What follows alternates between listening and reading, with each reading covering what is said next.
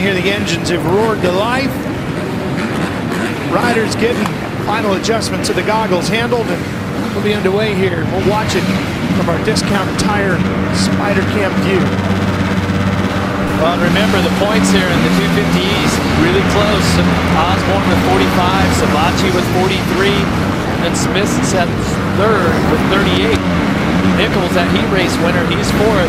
Cirillo rounds out the top five. Here's Giuliano with the 32nd board. Gonna have to get a good start here tonight. How will the track evolve once we get this one underway for 15 minutes in one lap? Whoop section and rhythm section.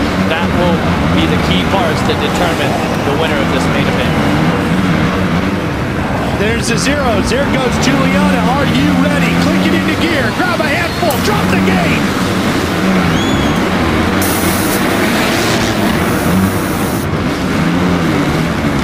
Ferrandis. Down goes Norin on the 40. Ferrandis, just like he did in his heat race, gets a great start. So aggressive. Ferrandis charged into the first turn. Here's Savatgy trying to make the move on him. Savatgy wants the red plate back. He handed it to Osborne in Atlanta, and he wants to bring it back home to the U.S. after tonight. He takes the lead, and Osborne's giving chase back here in third. Well, Ferrandis not done. Right back after a great run through the woods. Well, and that could be dangerous there for Savatgy, right? We said second points. That was some close racing here. If Savatgy makes a little mistake and clips his rear tire and goes down, then all of a sudden he finds himself at the back of the pack. They're trying to be aggressive. Savatgy is to get out front and get gone.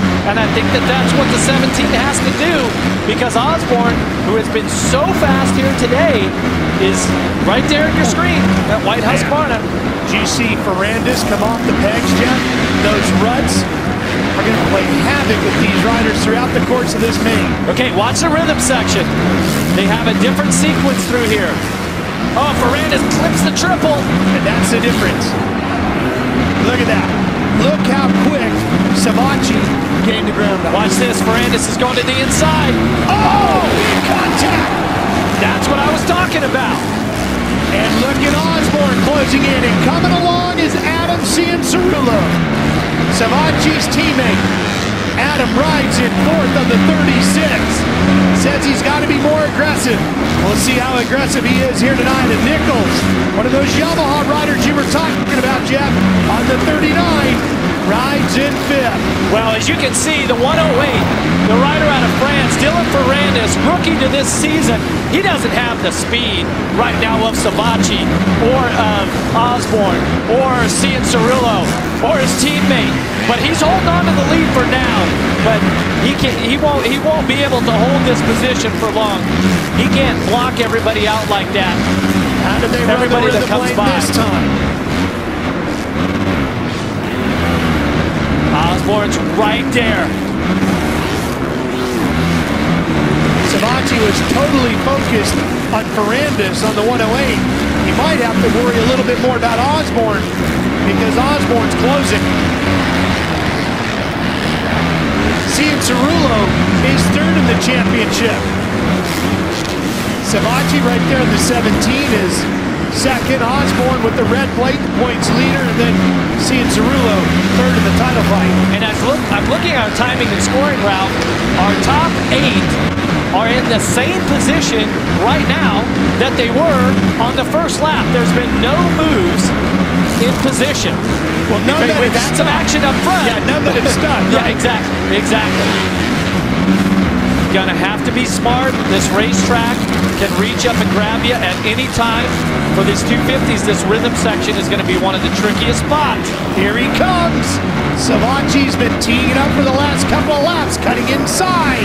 He's gonna repay the favor and try to take Ferrandis to the top. The point, Dylan just blasted around that berm. Yeah, he knows exactly what he has to do. He's got to keep his momentum going. He's got to try to race to what's in front of him, which is really hard when you start to see that green fender of Savatgy's bike start to peek into your line of sight. About 4 minutes into this 15-minute, one-lap main event. These guys have been racing pretty hard. Boy, it is slick coming over there. So hard and slippery, yeah. Nice little groove starting to form, but this groove on the first turn is going to get difficult, and then it's kind of one line until right here. And again, it might not be those ruts on the takeoff that bother everybody here. It might be the ruts on the landing in there that really throws the wrench into this thing. Oh, Sabachi goes for the quad. Got it. Got it, and a new leader. It's like a rider down in the woods to see if they have any. This looks like it's the 50 down in that section over there, Rensland. Now, what does Osborne have for Ferrandis? Well, he better get moving. Wow, because he had handed the red plate over to Sabachi when Sabachi took the lead. But now, he's up to second, and here comes Adam Cianciarulo. Yeah, at this point, Ferrandis, he's got to stop the bleeding, try to put the Yamaha on the podium, but he just doesn't have the speed that these top runners. Oh, and there's that run I talked about. Oh, man. And Adam goes right through him, literally. I was thinking this rut later on would be an issue. Ferrandis proves that it was immediate. Now that's going to allow his teammate, Cole Nichols, at 39, to move up into fourth. Cianciarulo, seventh in Atlanta. Nichols, third there on the podium. His second career podium finish. Could he get another one here tonight? He will if he can get around Adam. Well, and he's got a little bit of company just behind Nichols. You're going to see the 48, the first Geico Honda of Christian Craig. Let's see if he can get into the mix. See him passing by just a couple seconds off. And Jordan Smith, third in the points. Jeff, rough start for the main for him. He's all the way back in ninth. That was after being 11th on the first lap. Yeah, he might see Cianciarulo move past him in the point standings here.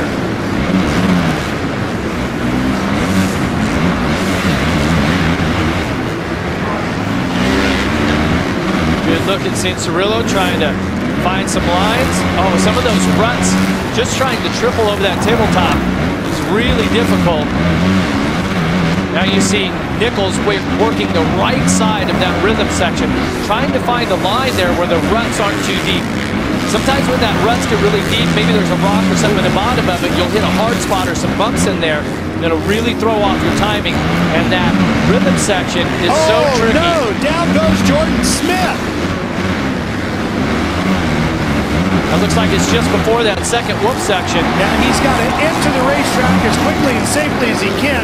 And look at this. Osborne's your new leader. He has caught Sabachi and passed him. Well, and just as we got on that picture, you seen Sabachi. It's almost like he went to take a shot at Osborne after the finish line. Let's see if he can respond.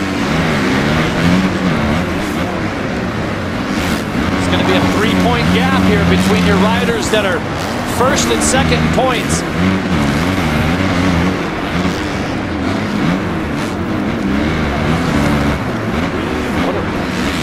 Jeff, let's go take a look at our Toyota moment of the race. It's actually two different ones. Well, the first one here is going to be the 44 of Jordan Smith. Okay, so he gets a little help on the way down. Then Ferrandis boxes him out and pushes him down. And then so here's what happens. Sabachi makes a mistake, opens the door for Osborne to go through. And watch this. Sabachi's going to just try to go right to the inside and give him a little tap. Wasn't there quick enough. And Osborne, is this another weekend where he just will not be denied the win? Got career win number 1 a week ago in the Georgia Dome. Got the red points leading plate. And now he's on his way to his second career win just a week later. We're back in the pack here. Take a look at a couple of those He designs Red Bull KTMs there. Alex Smith and Martin. Alex Smith. Yeah, I know. Or Alex Martin. It's all right. Jordan Smith. Hey, I called to finish a lap early. I got you. Look Martin at on the 26, Smith on the 44. They have Peters, Auto Trader Suzuki just in front of them. Good group right here. 5 riders, pretty closely grouped. Yeah, Martin's going to get hung on the wrong side through the whoop section there. So that's going to be 10. Put Smith up to 10. Martin back to 11. We've also got Cameron McAdoo just in front of this group right now. He's that rookie, right, for the Smart Top Moto Concepts bikes. Now he's tied for 12th in points. His two finishes were a 15th and a 13th. So right now, the 128 is working on a career best. He can stay in 8th where he's at right now. Yeah, he's got Hampshire just in front of him.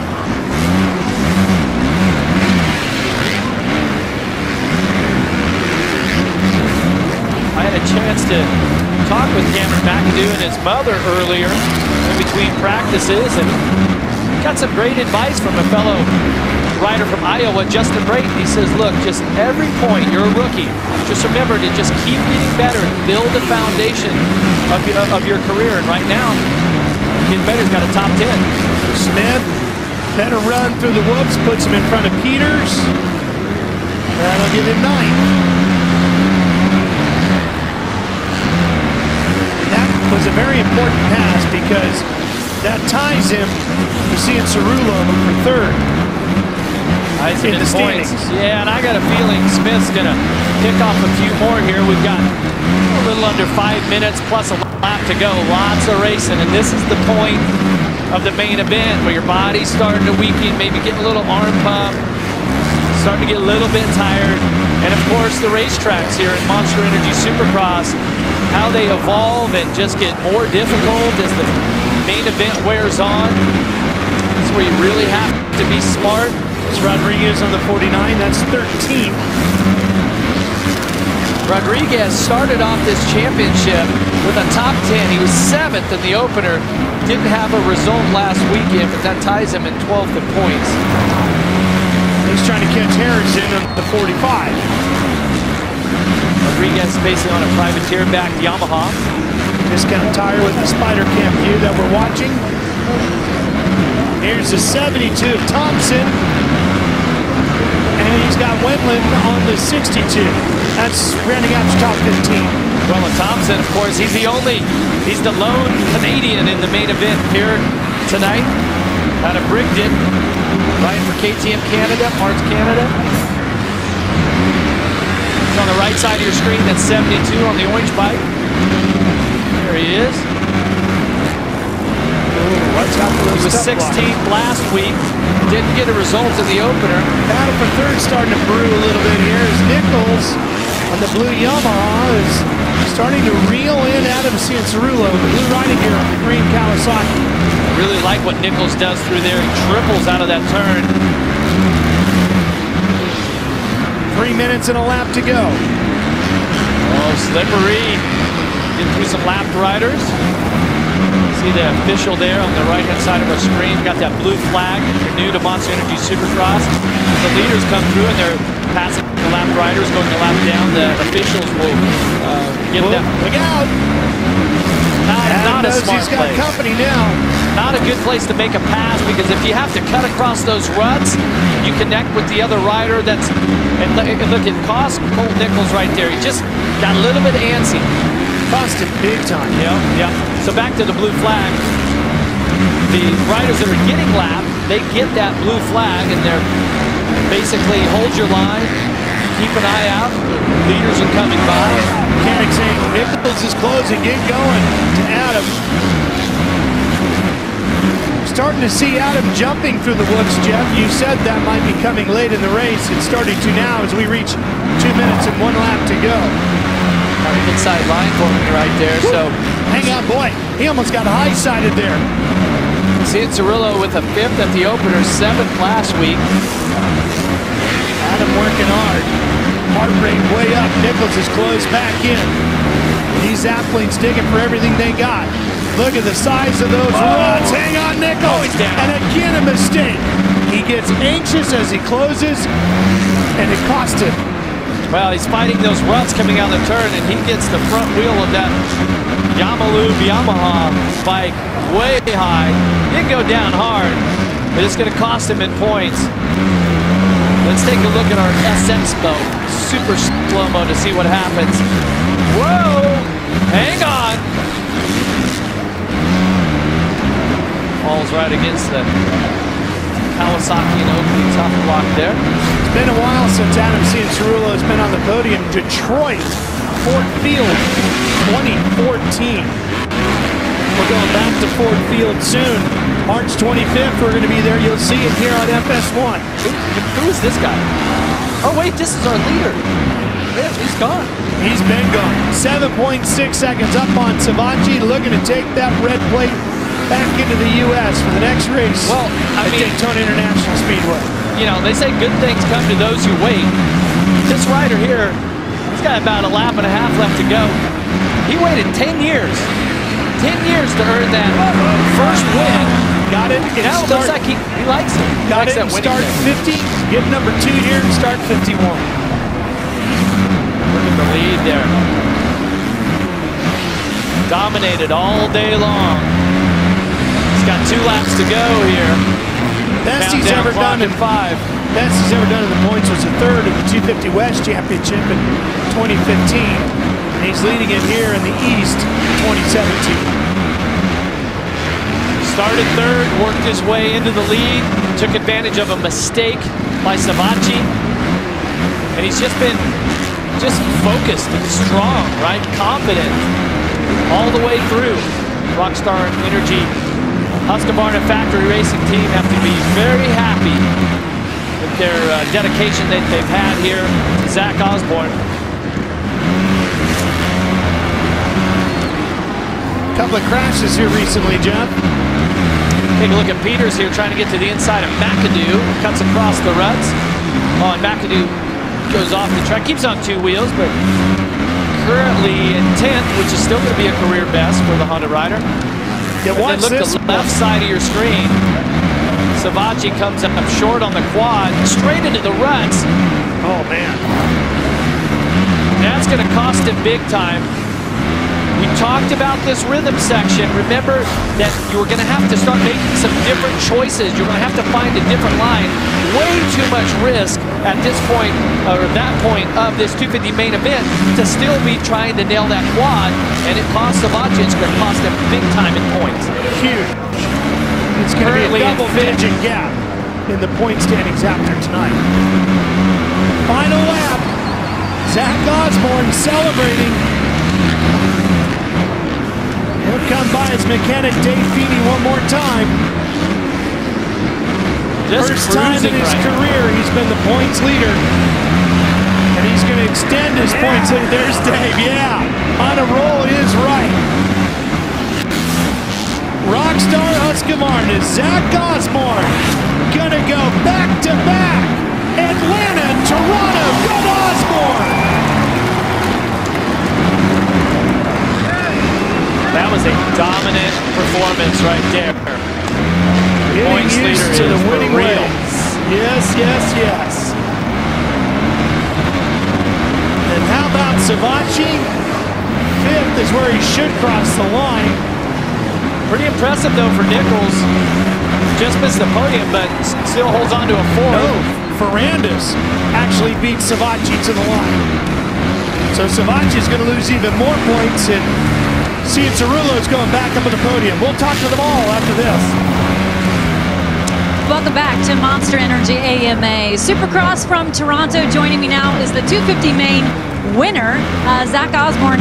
What is it about you and your team that have enabled these kind of numbers, this kind of success, back-to-back wins in the early goings of this season? I made some big changes in the offseason to my training. I moved to Florida to train with Alden Baker, and just riding with those 450 guys every day has been one of the toughest things I've ever had to deal with, just getting my butt handed to me on the daily basis. You know, it's a big old slice of humble pie every time we go out, and I just try to take my knocks during the week and know that on the weekends I'm going to be good enough and fit enough. So it's an unreal feeling. My Rockstar Energy Husqvarna Factory Racing bike is working so good for me right now, and yeah, I mean it's a blessing. I'm blessed by the grace of God to be up here, and I can't say enough about just everyone I have around me.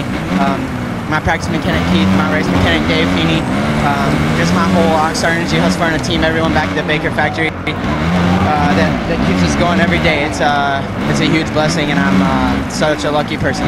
Congratulations. Zach Osborne keeping that red plate on the bike too as the points leader, guys. He sure is, and of course those 450 riders that he's talking about training with down there at the Baker factory would be 450 points leader Ryan Dungey, Marvin Muscan, who's second in the point standings, and Jason Anderson on his Husqvarna. Good group right there. Yeah. All riders that have won 450 mains, and it's just a good environment. It's obviously working for them. Well, Adam Cianciarulo is back on the podium once again. He sure is, Ralph. His first podium this season. And Adam, when you and I were talking earlier, you said you wanted to get the rookie mistakes out of the way. Do you feel like this is a validation, getting this podium of you belonging here in the 250s?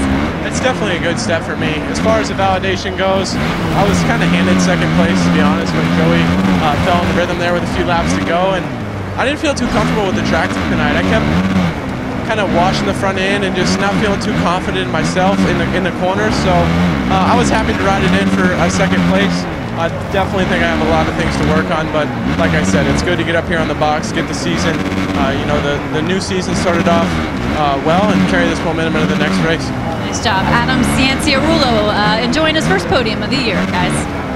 The rider out of New Smyrna Beach, Florida. He'll have a home race next weekend when we go to Daytona. Nice sort of confidence booster going into the big one down there. All right, let's go right back down to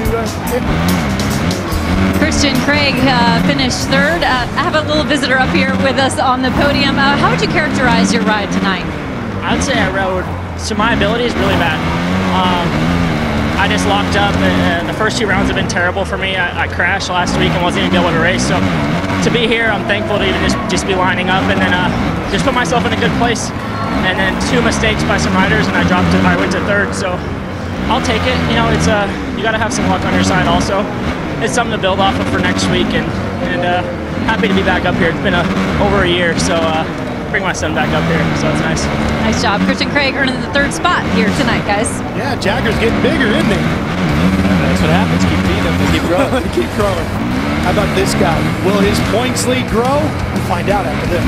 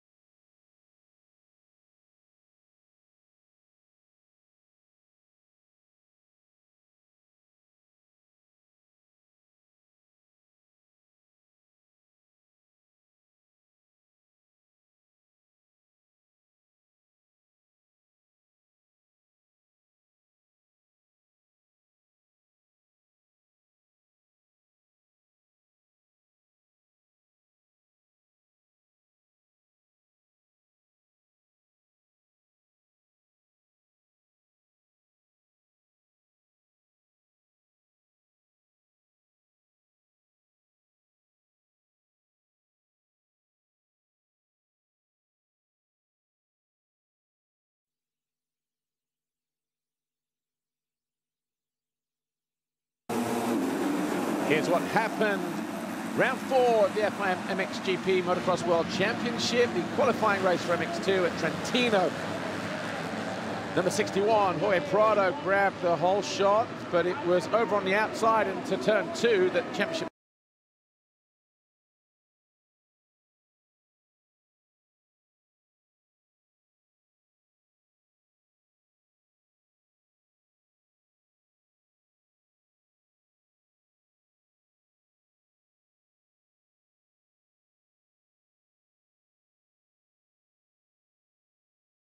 Leader, Paul Jonas, found himself right at the back.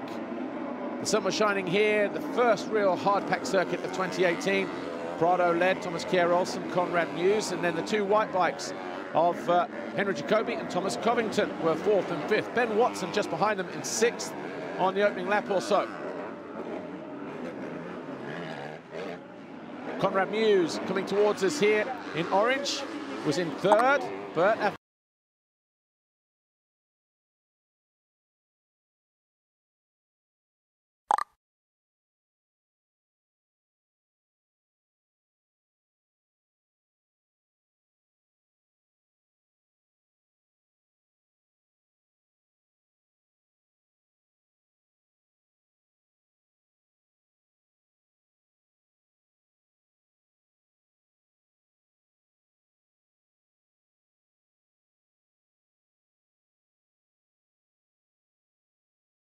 the first 5 laps started to come under attack from the 64. The American Thomas Covington on the Rockstar Energy Husqvarna. He put the Hitachi Acer KTM rider under pressure as the Khmer Yamaha of Watson started to close in on both of them. A mistake here on the exit of the turn of the 426 allowed Covington up the inside and into 3rd.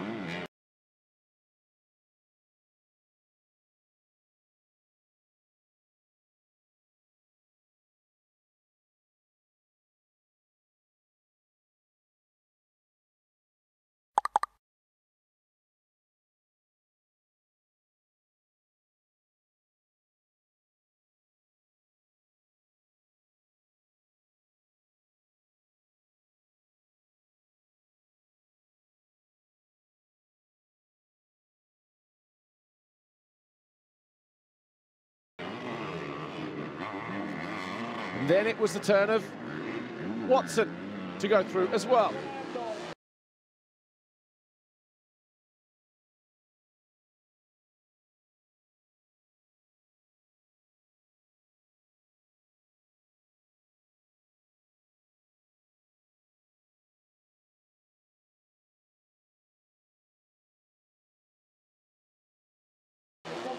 He eventually found his way through into 4th with about a handful of laps to go in what was a battle of the Brits.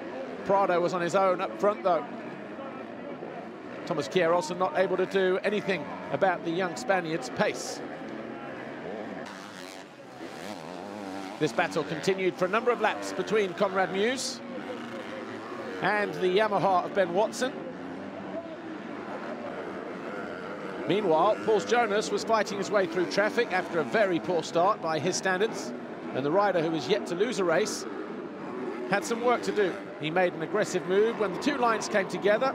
Alvin Ostlund felt the brunt of that one. 2 lines came together. Alvin Ostlund felt the brunt of that one. The Latvian didn't even flinch.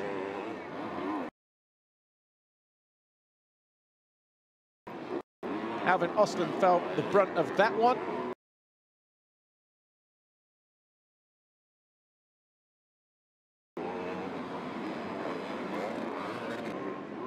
The Latvian didn't even flinch. Watson made a slight bobble in the closing stages as he started to close in on Thomas Covington. But in the end, it was an easy victory for Jorge Prado. His first ever qualifying race in MX2. Thomas Kjær-Olsen came home in 2nd. Thomas Covington was 3rd, Ben Watson 4th. And Conrad Muse came home 5th. Another good ride for the STC race in Husqvarna of Henry Jacobi ahead of the 2 F&H Kawasaki's of Adam Sterry and Ruben Fernandez. They were of the season. I lost it in Wagen in the last laps. Trying to in MXGP, Tony Cairoli from the center of the start grabbed a good hole shot, but in the center of his screen, Tim Geiser upside down. He took a handful of riders with him. Tony Cairoli ran Hurlings wide coming out of turn 2. Guess what? Hurlings replayed the favor and the compliment in the very next turn. He managed to hold on to the lead as well, just from his teammate Glenn Koldenoff. Dessau was third on the Monster Energy Kawasaki. And thought the Belgian would give these guys a bit of a chase down in the early moments of the race. Jeffrey Hurlings, though, started to pull clear.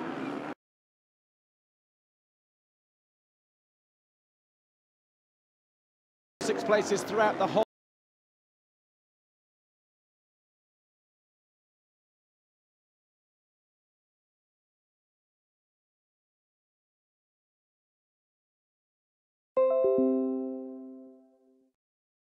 Whole moto, everybody was pretty much the same pace.